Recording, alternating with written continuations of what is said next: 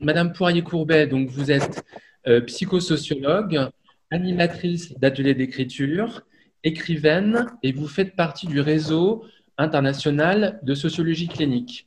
Vous allez animer un atelier le vendredi 26 mars dans le cadre du colloque AFTD 2021.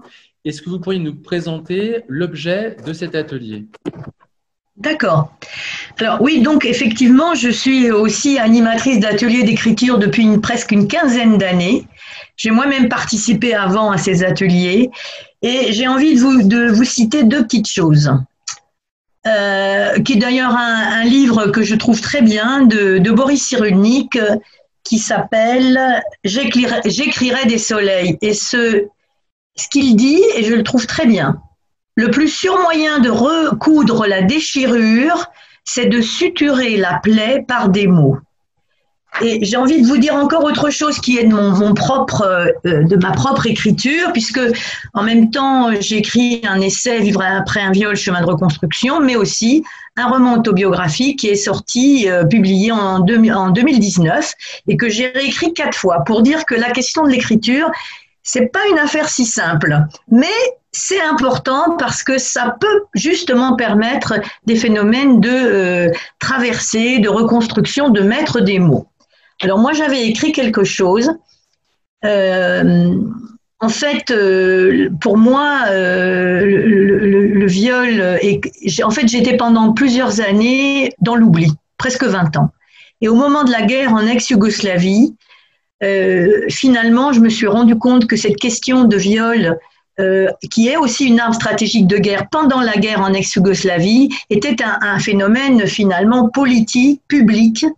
Et c'est ça qui m'a permis, d'une certaine manière, d'écrire ce premier roman autobiographique que j'ai réécrit 4 fois. Alors, une citation, écrire, c'est ce besoin de mettre des mots, ça permet une contenance face au chaos de l'événement traumatique, d'inscrire quelque chose du désastre, de la tragédie. Et pour moi, c'était une lutte entre le désir d'oubli pendant 20 ans et le désir des traces après la mort de mes 2 parents.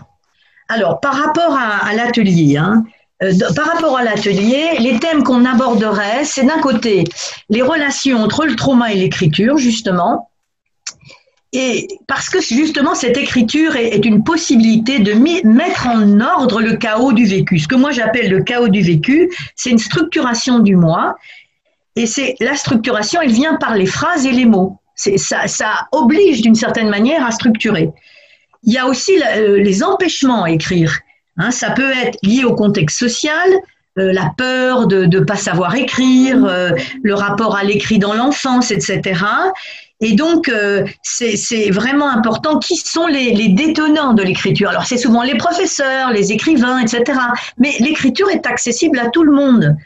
Et aussi, donc dans mon atelier, au-delà je ferai une présentation, mais on expérimentera un atelier d'écriture créatif où toutes les personnes pourront venir et je partirai d'une lecture d'un écrivain qui est maintenant décédé, peut-être que vous connaissez, Aaron Appelfeld, qui a écrit Histoire d'une vie.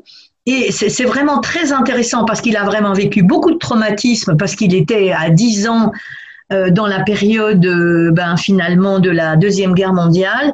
Son écriture est très facile et très intéressante et à partir d'un extrait, je ferai une proposition sur ces questions trauma et écriture.